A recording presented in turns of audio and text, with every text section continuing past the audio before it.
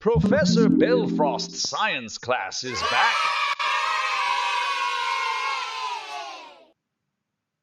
Hi, welcome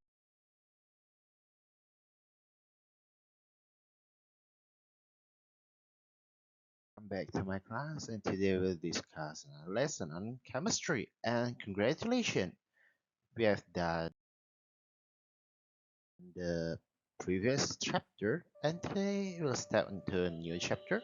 This is chapter on composition of substances and solutions. The first video, maybe I'll make three videos on this chapter. Okay, we'll see it later. Okay, no review. First, this is our first lesson on this chapter.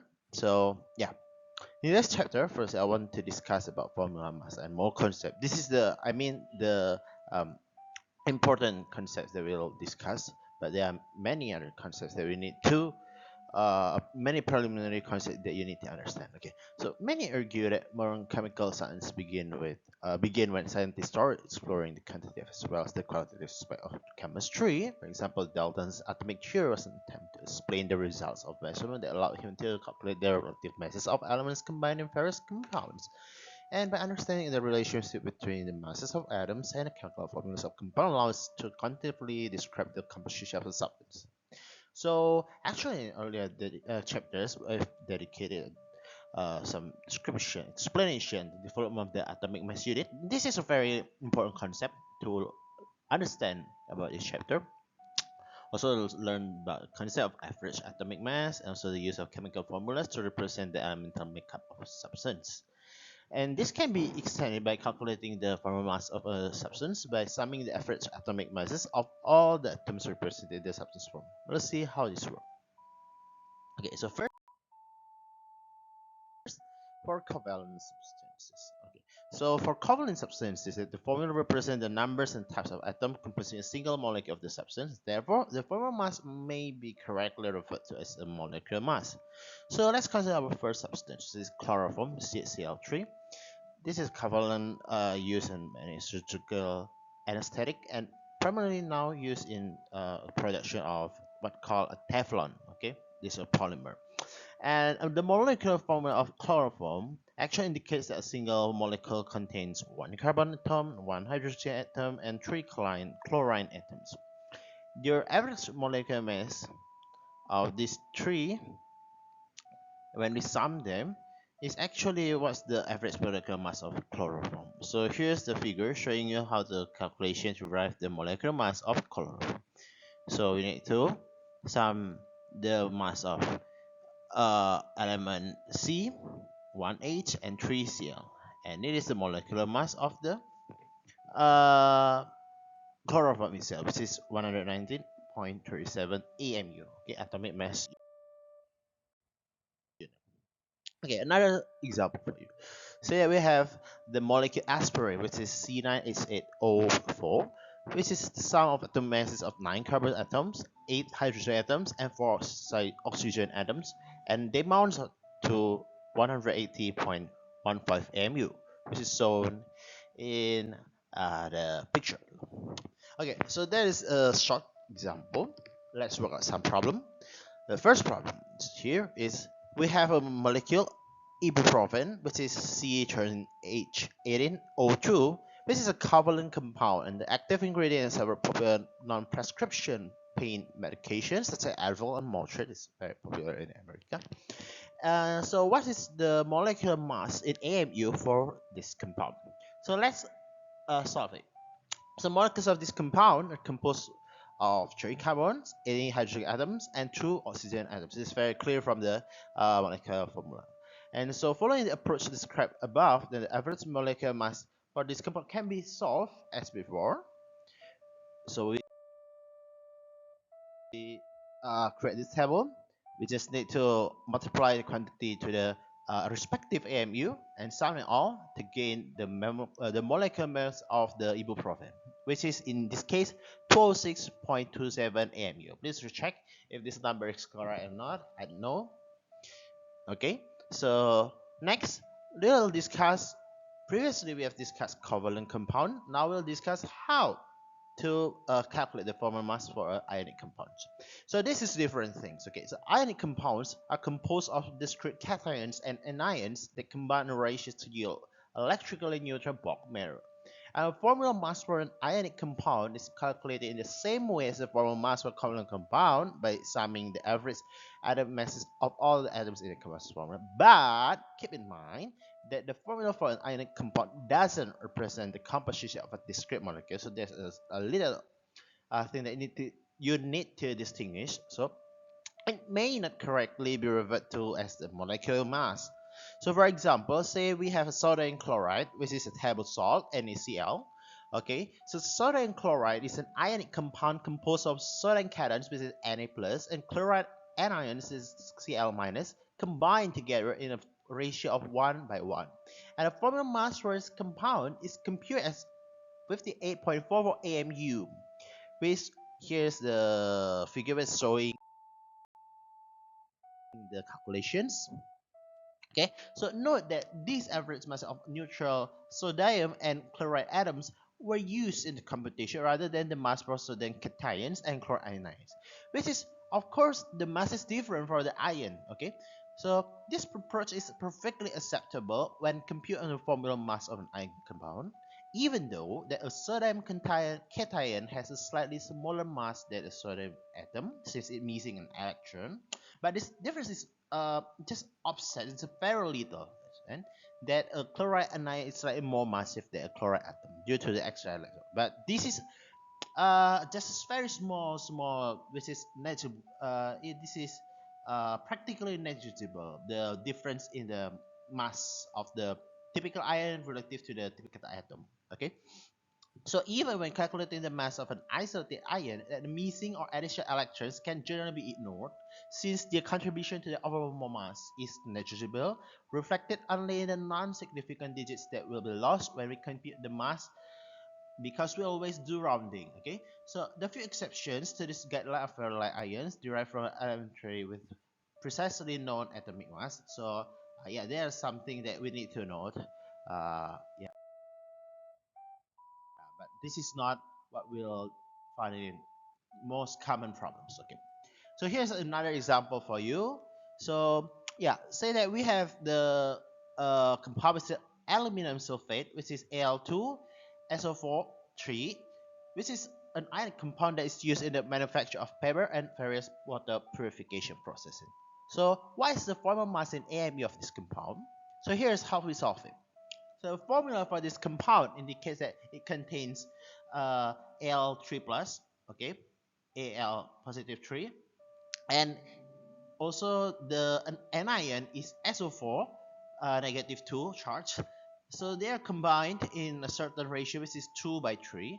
And for purposes of computing a formula mass, it's very helpful to rewrite the formula in a simpler format. For example, I mean that because this is actually we have something group, for example, like the SO4 three times. Actually, we can just distribute them like in mathematical ways. I mean, so we make it as Al2 S3O12. Actually, this is not acceptable by chemists, but we do this way that we help us to ease the process of the problem solving. Okay, so following the approach that outlined above, then we can calculate the formula mass for the compound, which is shown in the table, and you can see the molecular mass for the aluminum sulfate is 342.14 mu. Okay, so we have done with calculating the formula mass for the ionic and the covalent compounds. Then we'll next have to discuss about the concept of mole. What is a mole?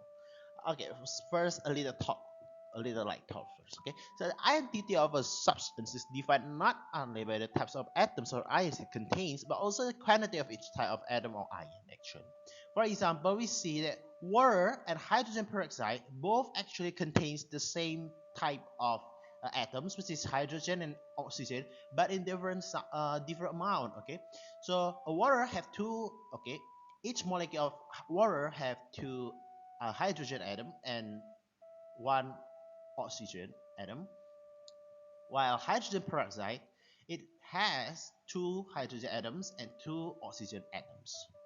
Okay, but only a slight difference in the amount of oxygen, they both have different properties and characteristics, which is very different. Okay, and one is neutral, one is very dangerous. Okay, so it needs a uh, specific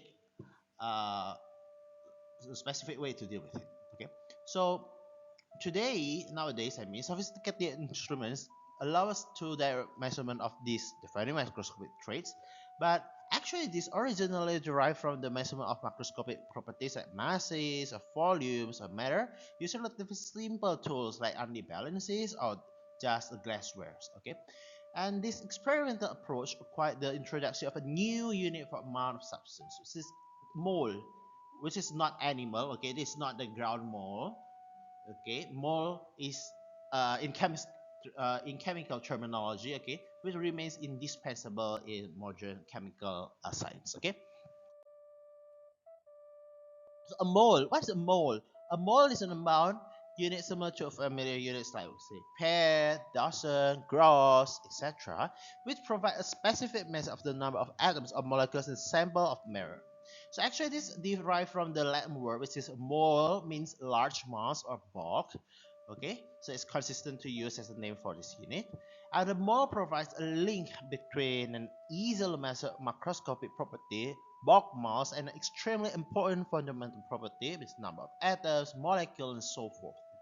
A mole of substance is the amount in which there are about, yeah, you can see the digits 6.02214076 times 10 to the raised to the power of 10 3 discrete entities, which can be atoms or molecules. Okay, and this last number we represent as one terminology, which is Avogadro's number. You need to always memorize this number. Okay, Avogadro's number, which is actually a constant named after Italian scientist, which is Amuse Avogadro, and this can be rounded to 6.022 times 10 to the power of 23 per mole. Okay, and consistent with its definition as an amount of unit that one mole of any element contains the same number of atoms as one mole of any other element. So this is the underlined part. Okay, this is the highlighted part. Okay, and the masses of one mole of different elements, however, are different since the mass of the individual atoms are drastically different. So it's only same in the amount of the element contained, but the mass must be different for different element. I mean, okay. So the molar mass of an element or a compound is the mass in grams or one mole of that substance. So this is another what we need to understand, we need to memorize. This is a property expressed in units of grams per mole. And let's just understand it by see the next picture. Okay, so here we have all actually one mole. Okay, we have, okay, in this picture, in this figure, actually they are all one mole things. We have zinc, we have carbon, we have magnesium, we have copper, we have sulfate, we have silicon, we have lead, we have tin. Okay, but their mass, all of them is different because they have different molar mass. Okay, so molar mass is numerically equivalent to its atomic or formula weight in mu. Okay, so per definition, a single C12 atom, okay, weighs 12 AMU, and this taken as a standard. Okay, so the molar mass is 12 gram mole, and this is the MU reference substance. Okay, so yeah, let's see. Here are some of the molar mass of elements that we usually use in our calculations. Okay, so here its sample contains, yeah, about that molecules of 1 units. Okay, and one more of the compound or elements. Okay, so clockwise from the upper left, this is uh, 1 octanol. Okay, we have also mercury 2 iodide, we also have methanol, we also have sulfur. Okay, so while atomic mass and molar mass are numerically equivalent, keep in mind that they are vastly different in terms of scale, as represented by the vast difference in the magnitude of their respective units, which is AMU versus gram. Okay, and to appreciate this, an unit of the mole, consider a small drop of water weighing about 0.03 gram, and this is actually a tiny fraction of one mole of water, which is 80 gram. Okay, so here's we step to the example. So according to nutritional guidelines from the US Department of Agriculture, that the estimated average requirement for dietary potassium is 4.7 gram. So what is the estimated average requirement of potassium in moles? Okay, so here's the solution. I want you to investigate it by yourself. There are many of these today. This is the exercise number 2. I want you to investigate the answer too by yourself because they are full of numbers. I want to read it one by one. This is number 3. Okay, so please pay attention how we do conversion to proper quantities that we want to solve. This is number 4. Okay,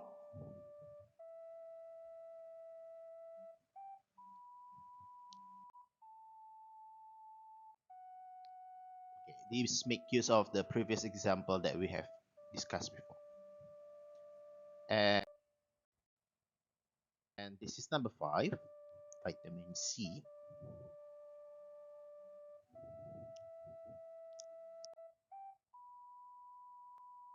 Number 6,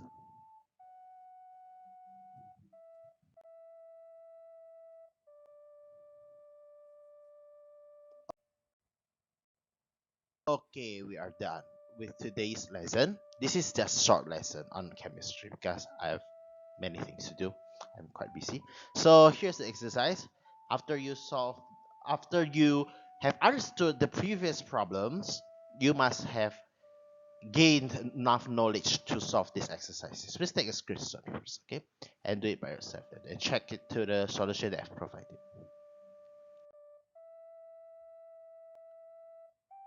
Okay? Great for you.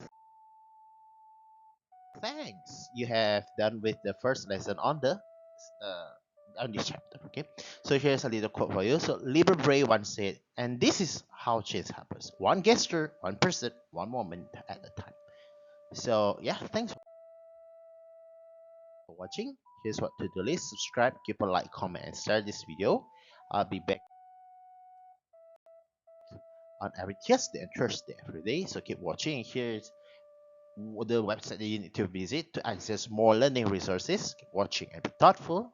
Goodbye. See you on next episode.